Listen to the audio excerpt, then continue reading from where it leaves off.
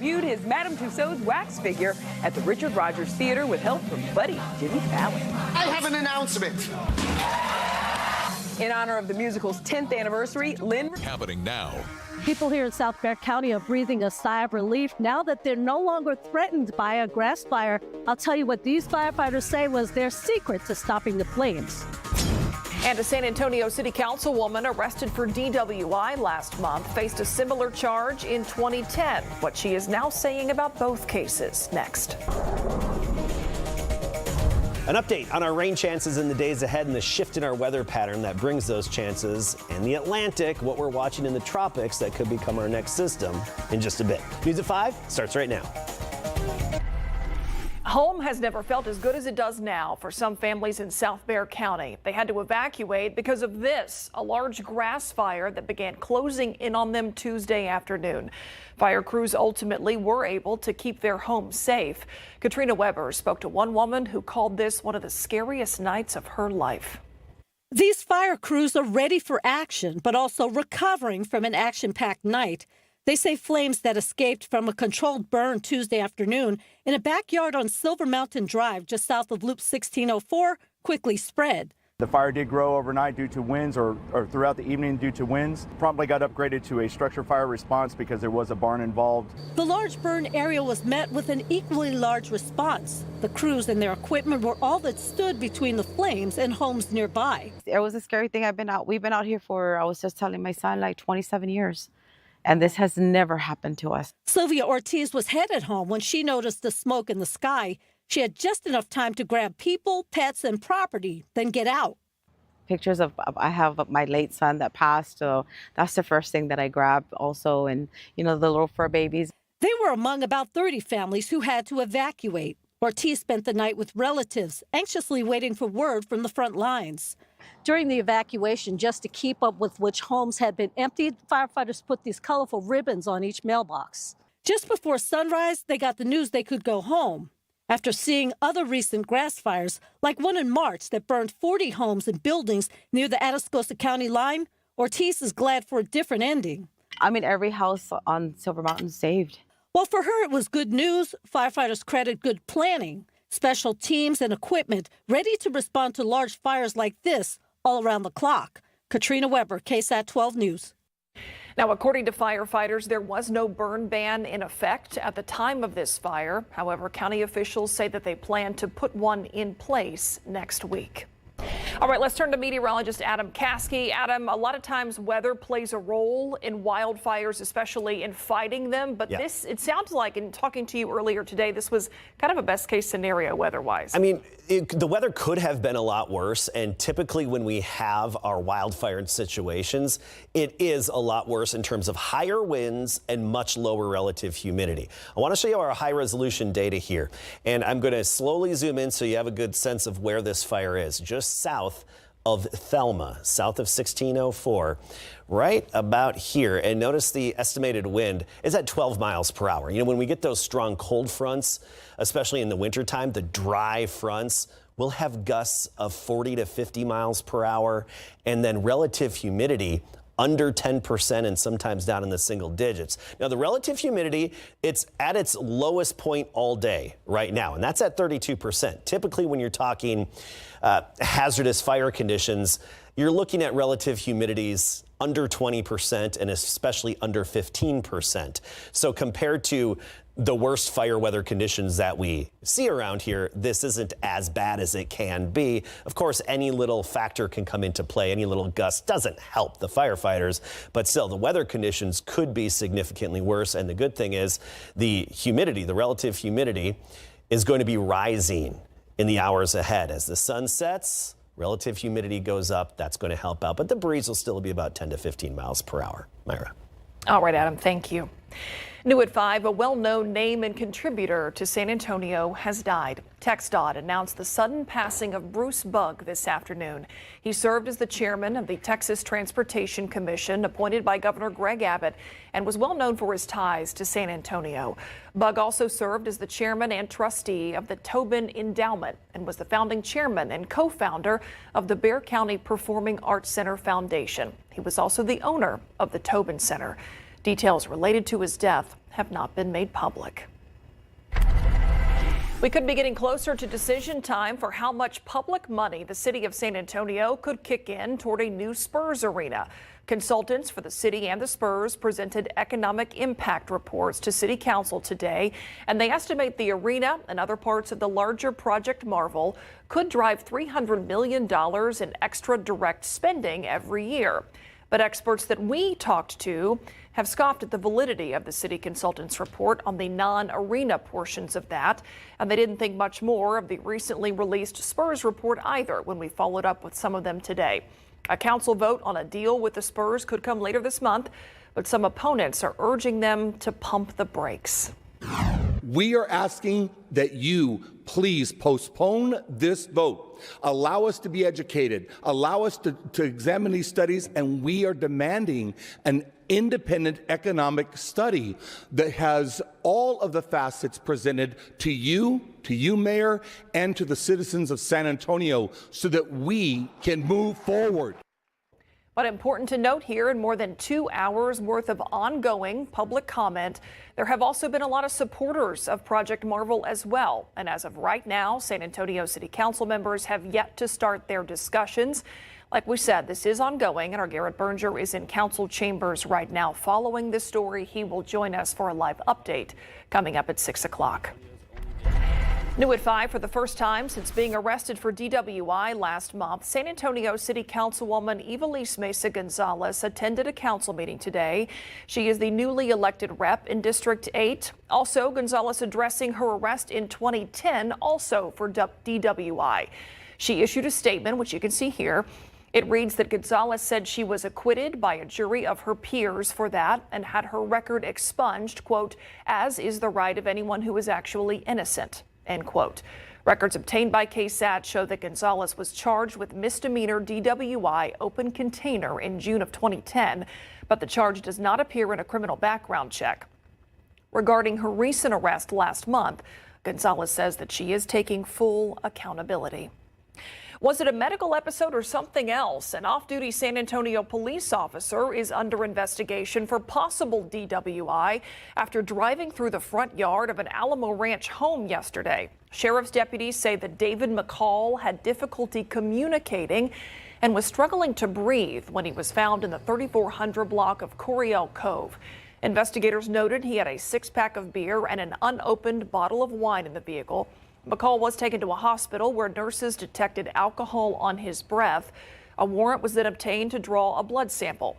BCSO officials are awaiting those toxicology results and trying to determine if McCall had a medical episode, and then will determine whether he should face charges. McCall has worked for SAPD since 2007 and is now on administrative duty. The murder trial of Malik Prior started today. Prior is accused of killing his 39-year-old neighbor, Jared Papin. By the end of this trial, you will know beyond a reasonable doubt that this defendant murdered Jared Papin and left a spider web of trauma and pain for that family and this community. Papin was found strangled and beaten when police arrived to Prior's apartment in May of 2022. Prior's arrest warrant says the two neighbors were in the same apartment complex. Authorities say the two men had been in several heated arguments as well. Prior is facing up to life in prison. Let's take a look at a traffic trouble spot that we had been watching here for a while at the start of the show. I-35 at Walsham, just in the last few minutes. 2 lanes did reopen, all lanes moving smoothly. There was some kind of accident there on the highway, but things cleared here at 35 and Walsham now. New at 5 U.S. soldiers shot today after a gunman opened fire at Fort Stewart in Georgia. The Army base was put on lockdown, the commander telling people to stay inside and lock their windows and doors. U.S. officials saying the suspect is now in custody. We have identified the alleged shooter as Sergeant Cornelius Radford, an automated logistics sergeant assigned to 2nd Brigade Combat Team. Sergeant Radford has not previously deployed to combat. Investigators have not yet said what could be a possible motive in this shooting. The FBI says it is assisting in the investigation. The battle in Texas over redrawing the state's congressional maps is now in its third day, and several of the state's Democratic leaders have fled Texas in protest. Now their Republican colleagues are calling for their arrests. One U.S. senator has even asked the FBI to step in. ABC's Christiane Cordero has the latest from Washington. Today, the fight over the future of congressional maps in Texas is escalating, with several House Democratic legislators still out of state, protesting the Republican-controlled state legislature's efforts to redraw district lines in a way designed to favor Republicans in the U.S. House of Representatives ahead of next year's midterm elections. What are your thoughts on the redistricting efforts in general? Is it a good move? Sure it is. And why is that? It's totally legal. There's nothing wrong with it at all. It's an unusual time to reconsider congressional maps, as that typically happens at the beginning of each decade to reflect changes in population from the latest census. Democrats accuse Republicans of trying to gain an unfair advantage in next year's midterms. Republicans control the U.S. House of Representatives by just 3 votes. Democratic officials in several states nationwide now harboring the Texas representatives who fled as they sound the alarm. This is an attempt to grab power, to change the rules, to determine a certain outcome. It has nothing to do with law. It is antithetical to law. Texas Governor Greg Abbott has called on the state Supreme Court to remove top Democrat Gene Wu from the legislature. Each of the Texas Democrats who fled face a $500 fine for each day they miss the special legislative session. The special session cannot begin until it has at least 2/3 of its members in attendance. There's others that are saying and warning us that they're going to arrest us or make us pay fines. I'll pay that price for America. Republican U.S. Senator John Cornyn now asking the FBI to step in. ABC's Mary Bruce asked President Trump if he supports that idea. Do you want the federal government and the FBI to help locate and arrest these Texas Democrats who have left the state? Well, I think they've abandoned the state. Should the FBI get involved? Well, they may have to. They may have to.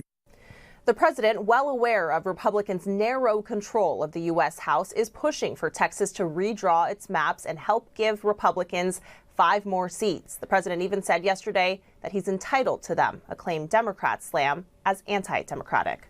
Christiane Cordero, ABC News, Washington. A song written in the aftermath of another infamous hill country flood is now helping some of the survivors cope with what happened this July 4th. Here, everything is young and fresh. Those are some of the lyrics to the song of the Guadalupe. Locals wrote this almost 100 years ago, originally in German, after the horrific 1932 floods in the same part of the hill country. These historic documents were in a special cabinet kept for Pam Nelson Hart of Hunt to see one day, but they were swept away on July 4th. But somehow she found them in mud and saw that song for the very first time. Now, after this flood, what does this make you feel? It tells me that if they recovered in 1932, a difficult flood, people were lost at that time too. If they recover from that, we can recover. So almost 100 years later. So it gives you hope? It gives me hope. It's possible. Tonight at 6 o'clock, we will share more of those song lyrics and show you other historical treasures Pam found after the floods. We talked about that fire in South Bexar County earlier. Rainfall may have eased things, but drought conditions make wildfires a real threat. Coming up, we will talk about how to keep your home safe.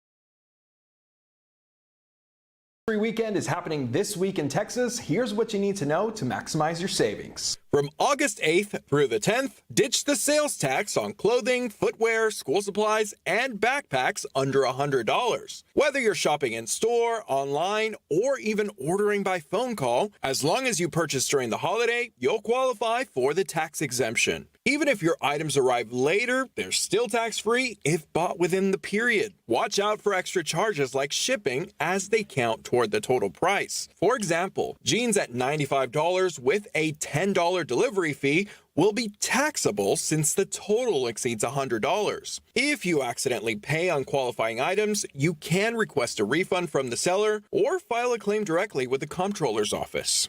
The full list of items that qualify for the tax exemption for the upcoming tax-free weekend is extensive. You can head to KSAT.com right now for more details from the Texas Comptroller's Office. Ivan Herrera, KSAT 12 News. Even though we have seen a lot of rain this summer, it doesn't mean we're out of the woods yet when it comes to drought. Being in drought still makes us susceptible to wildfires. Wildfire season has started and runs through October.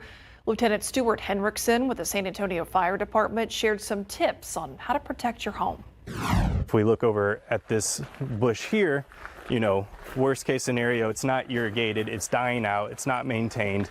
This bush catches on fire and it's next to that window and you have drapes or curtains or blinds that are combustible inside your house. Coming up at 6 o'clock, Henriksen shows us how mowing and clearing brush can help create barriers between your home and a wildfire. Let's take a look outside with live cam here at 5 o'clock. You know, Adam, we talked about how that fire we saw at the top of the show we were talking about in South Bexar County, it shows how even after all this rain, things are drying out. Yeah, it gets crunchy quickly, especially, you know, July into August around here. And climatologically, this is our hottest time of the year as well, which zaps more moisture out of the vegetation and the plants. And keep in mind, with the rain that we did have, you know, things were allowed to grow, such as just grass, right? And then now it's drying out. So you have tall, dry grass, which just adds fuel, you know, to a potential fire. So let's get right to our rain chances. Several more quiet days. Then you see subtle rain chances coming in Sunday at 10%. Then Monday, Tuesday at about 20 to 30%. That's because of a shift in our overall weather pattern.